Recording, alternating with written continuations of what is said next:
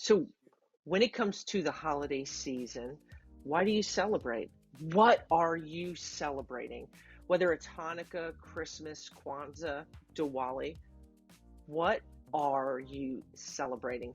Too often we can get caught up in emotions, the rigmarole, and lose out on the actual substance. And we can find ourselves more triggered by anxiety, stress, and all the substance and the good stuff can be overshadowed by just the aspect of missing out because of anxiety, because of being overwhelmed, and because of simply going through the motions. So as we hop into today's episode, we're going to look at the aspect of how do I stop, observe, reflect, absorb things as the aspects of gratitude and really getting the most out of the holiday season.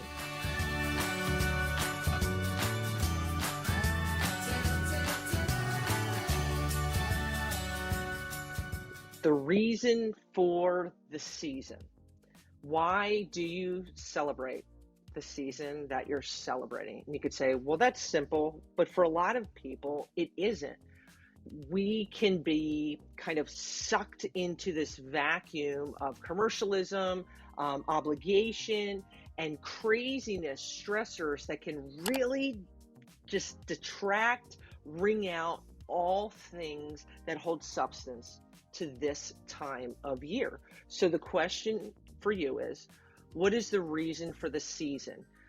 This can sometimes get lost, like I talked about before, in the motions, where the beauty can be absolutely extracted and we simply need to remind ourselves.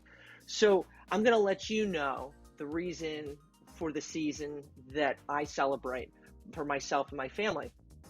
So my family celebrates both Hanukkah and Christmas.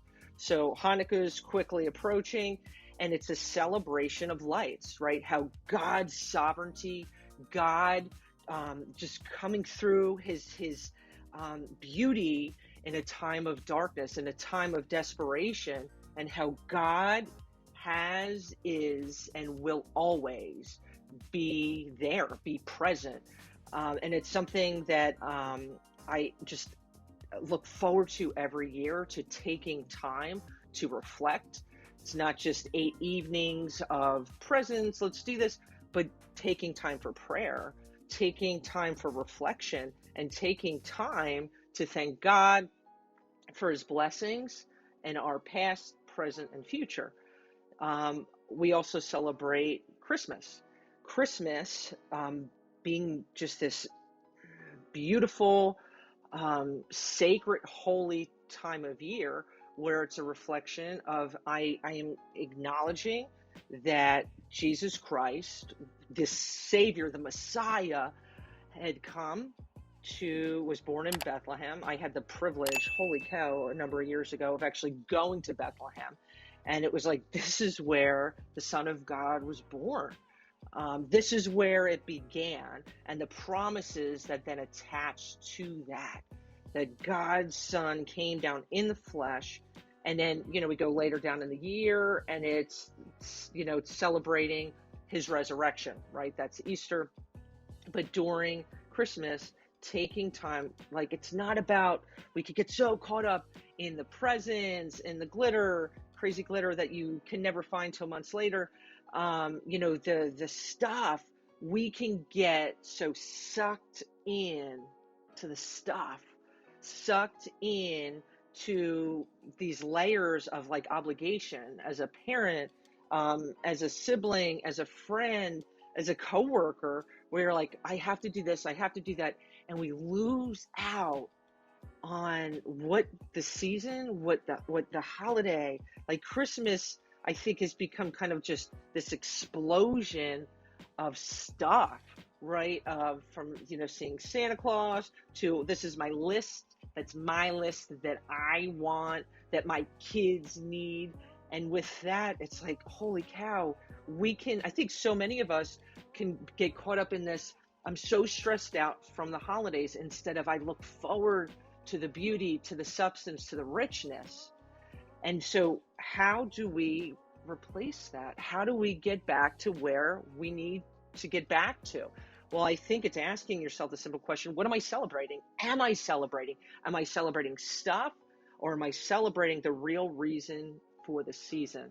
And that is a legitimate question to ask yourself. Where are you? Has your holiday season become diluted? Holy cow, maybe it has. It is very easy to become diluted by stuff, by stressors of, I've got to have everybody over for the holidays. Everything's got to look perfect. I've got to do this. I've got to do this. And yeah, lists can be crazy train. How do we cut the list back a little bit? Because some of that list is unnecessary, even like it's necessary. Well, is it? You've got to talk that out for yourself. Is it sucking away the joy? Is it evoking, triggering stress? And where does that leave you? Where are you in your celebration? In this seasonal of stress, or the season of substance? That's the question to ask. Aaron, how do I get there? Well, it starts with asking yourself, how am I celebrating? What does this time of year mean for me? Some ways to infuse the substance is gratitude. How do I do that? Well, say for the month of December, right? You could say for 31 days, I'm writing down myself and the people in my household. Everyone's writing down something you're grateful for every day. I can't do that every day. Okay, but can you? We could look at our phones 822 times a day. It's prioritizing. And it might be maybe every weekend we're going to write down what we're grateful for, and we're going to sit down, we're going to talk about it, right? It could be sitting in the living room. It could be sitting with your flatmate. It could be sitting, around the living room table, the dining room table, whatever works for you. And speak out your gratitude. Or it could be waiting till the end of the month and then reading it out. There is power in gratitude. And if we make it a daily ongoing thing, where I'm now going from removing the distractions, right? This toy, this gift, this, money I have to put towards this thing, whatever it is.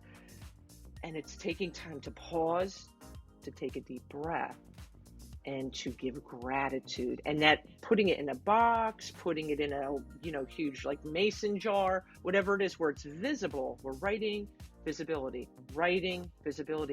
It gets into our minds and our hearts. Gratitude isn't something that's kind of like, you pop in popcorn in a minute and a half, you go from kernels to full-fledged popcorn. It takes time. It takes consistency, and it takes pursuing. It is worth pursuing. It will absolutely kind of stoke the flames of substance during the holiday season. Another one when it comes to gratitude that I'm a huge believer in all year round is saying thanks, praying, saying grace before a meal. I take time to just close my eyes and say thank you. Thank you, God, for this food I have.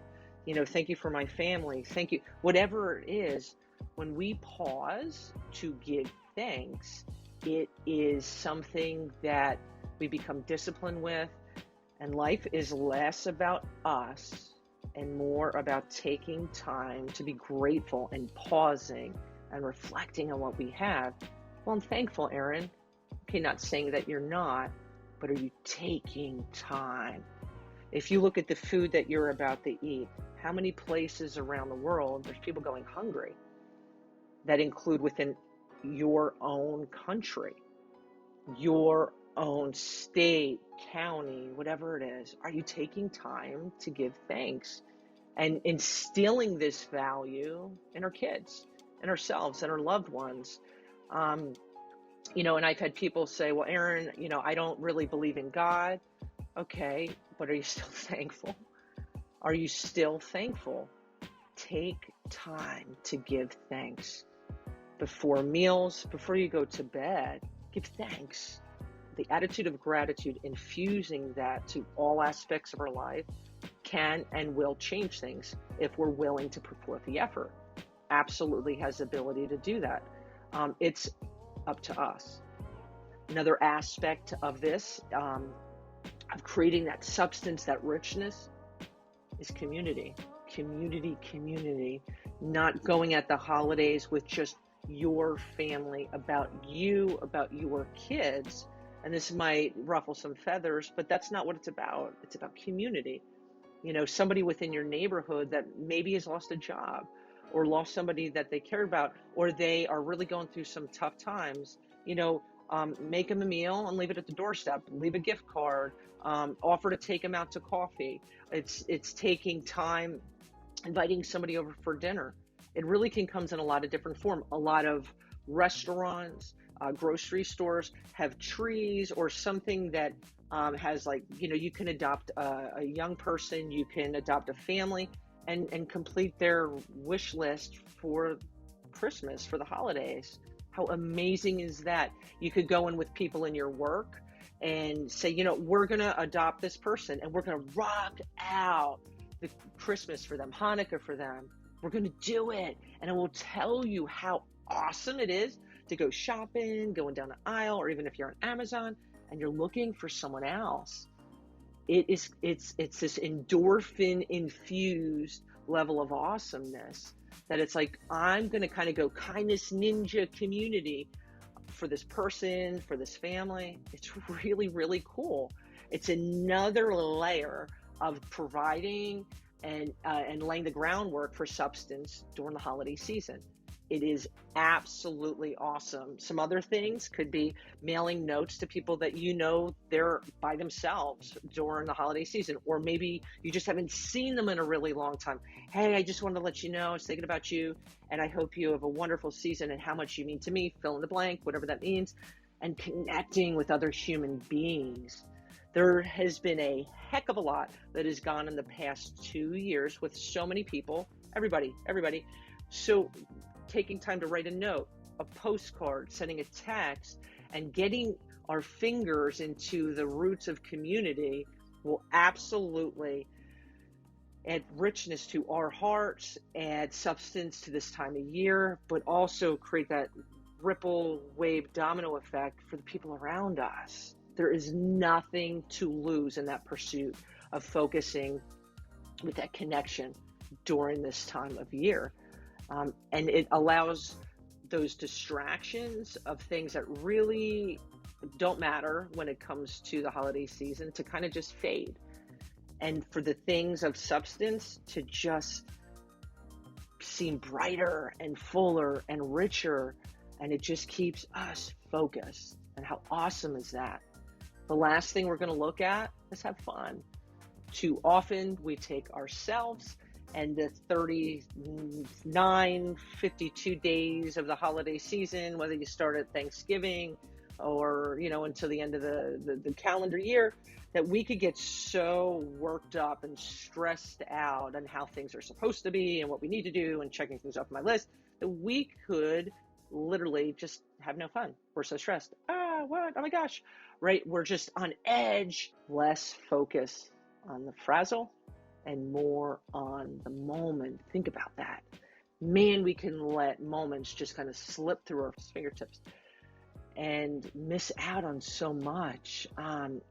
What do you enjoy about this time of year? Going to get a cup of hot chocolate with a friend, or sitting around the fire with your family, having hot chocolate with marshmallows and just watching an old movie. It could be taking time with people in your neighborhood, go caroling.